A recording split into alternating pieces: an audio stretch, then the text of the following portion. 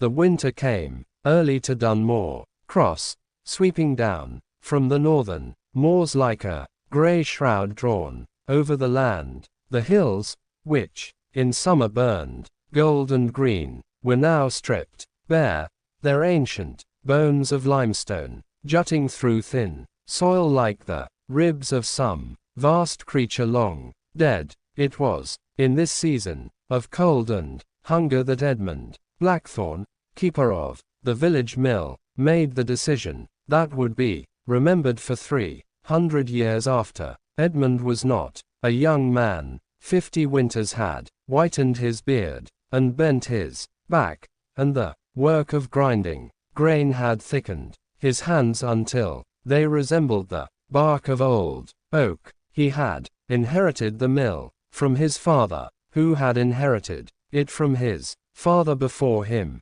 and the Blackthorns had stood at the wheel of Dunmore Cross since the time of the conquest, or so it was said by all. The mill sat at the bend of the river Seld, where the water turned swift and dark over a shelf of flat rock before widening into a shallow ford below. Edmund knew every creak of the timber frame, every complaint of the axle, every shift in the river's mood through seasons. He had spent his life listening to the mill, as one listens to a trusted and beloved friend. That autumn, the grain harvest had been terribly poor. A wet July had followed a cold June, and the rye had come up thin and spotted with blight across fields. By the time the feast of St. Michael had passed, the granary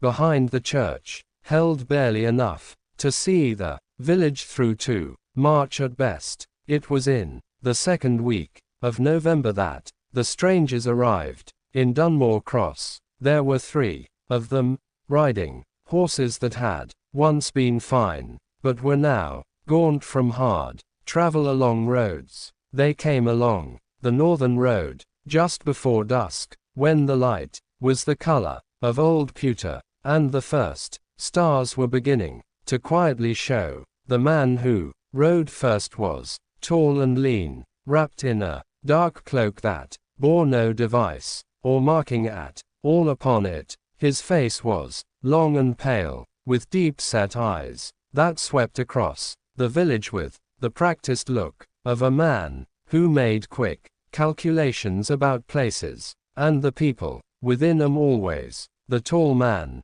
drew up at the sight of Edmund and offered a smile that did not quite reach his eyes at all. Then, God's evening to you, goodman. Is there an inn in this village? There is not, Edmund said calmly, but the alehouse on the green keeps 2 rooms above for travelers. Fair coin we have, the man said very pleasantly. He looked at the mill, then at Edmund slowly. You are the miller of here. I am indeed a man of substance. Then every village rests upon its miller always. He touched the brim of his hat in a gesture of courtesy that seemed slightly too polished and rehearsed for comfort. Then he rode on toward the green without another word spoken aloud. Edmund stood in the cold for a long moment after they had passed him by, listening to the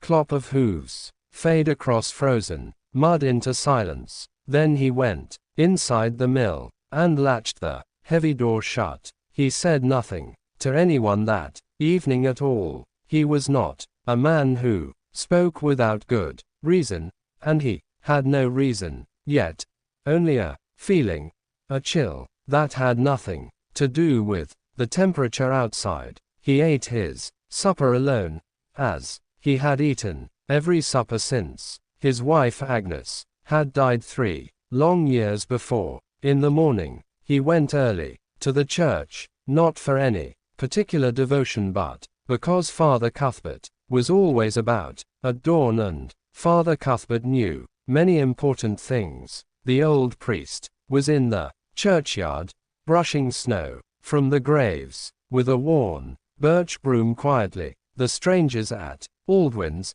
Edmund said, without any preamble. Do you know anything of them? Father Cuthbert did not stop his sweeping at all. He asked me about the granary, the old priest said carefully. Then Edmund felt the chill return again. What did he ask about it? How much we had stored inside, whether the harvest had been poor, the usual questions one asks when one is curious about a village's winter provisions stored. The priest paused and looked at Edmund with eyes that were very blue and clear. Or when one is planning something quite terrible indeed. Edmund spent that morning watching carefully. He was good at watching because people did not think to watch the miller at all, ever. He was part of the village's furniture as much as the well or the stocks on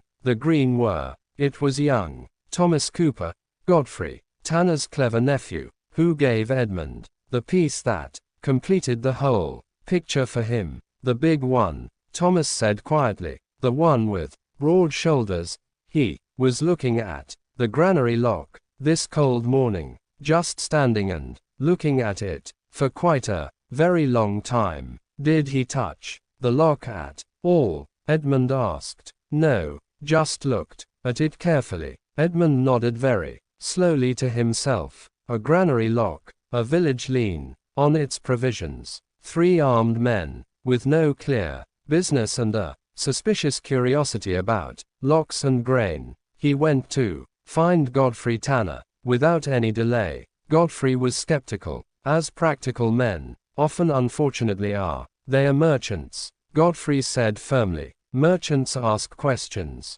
It is their very nature to do so always. Merchants know their trade well enough to name it. Edmund replied calmly. What would you have me do? Godfrey asked at last with resignation. Move the grain. Tonight, said Edmund. Godfrey stared at him in disbelief. Move it where on earth then? My mill cellar, the lower room, beneath the grinding floor entirely. It is dry, and the door is iron-banded and has no window at all. No one who does not know the mill would find it easily in dark. Godfrey pulled at his lower lip, which was his habit when weighing something difficult indeed. Finally he said, if you are wrong, you will owe these merchants an apology and a full round of good ale. Gladly, said Edmund. They moved the grain that night. 6 men with covered lanterns, 2 carts, and the kind of careful silence that village people can achieve when they truly understand the need for it. Together, the sacks went down through the mill's trap door, and were stacked in the lower cellar, which smelled of cold stone and old dust, and the faint mineral sharpness of the great millstone. Edmund himself carried the very last sack, his old back complaining with every slow step, and then he swung the trap door firmly shut, and laid a section of floorboard over it carefully, and put his heavy workbench on top of the floorboard for weight. In the granary, they left a small quantity of grain, perhaps enough for 3 lean weeks if carefully stretched, along with several empty sacks, arranged to suggest, in dim light, a larger store than was actually present inside there. Edmund did not sleep that night. He sat in the mill with a fire banked very low and a billhook across his aged knees, listening to the river and the wind and whatever else the dark might eventually bring. What it brought, in the hour before grey dawn, was the sound of the granary door being forced, not a crash. These were practiced men of craft, but a sustained and careful splintering, the sound of iron worked against wood with patience and considerable dark skill through cold. Edmund rose slowly, wrapped himself in his heaviest wool cloak, and opened the mill door. A narrow crack to see outside. He could see them across the green in the grey pre-dawn murk. The broad-shouldered man was at the granary door working. The slight, nervous one stood watch at the corner of the old church in shadow. Master Holt was nowhere to be seen, which was somehow far worse. Edmund did not go out fighting. He had no illusions about his ability to fight 3 armed men with only a billhook at distance. Instead he did what a miller does when he needs the whole village to wake quickly and rise. He started the great wheel turning. The wheel caught the current and turned with power, and the millstones engaged with the great groaning thunder that everyone in Dunmore Cross had heard 10,000 times and never quite learned to fully ignore at any hour whatsoever. The sound rolled across the green and up through the packed earth walls of every house and cottage in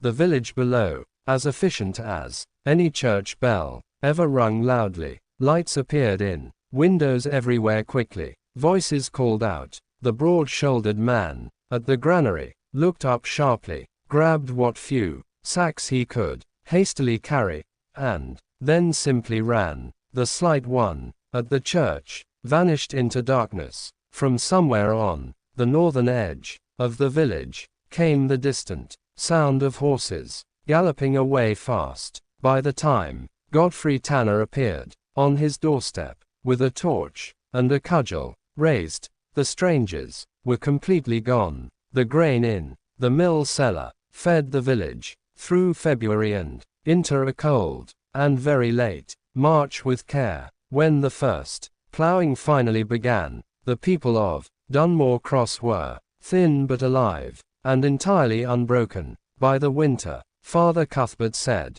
a mass for Edmund that Easter, in thanksgiving for his wisdom given, which embarrassed Edmund considerably and deeply. He was not a man who enjoyed being remarked upon by others. He preferred the mill, and the wheel, and the dark cold cellar that had once held only millstone, and now held, briefly and beautifully, the life of a whole village. Godfrey Tanner, to his great credit, never mentioned the round of ale. Years later, when Edmund was dead, and his son had taken the mill on proudly, the story was still told in Dunmore Cross, always told with the particular quality of village stories, which is that they grow more dramatic with each passing generation, while somehow remaining true in the deepest bones. But the core of it remained,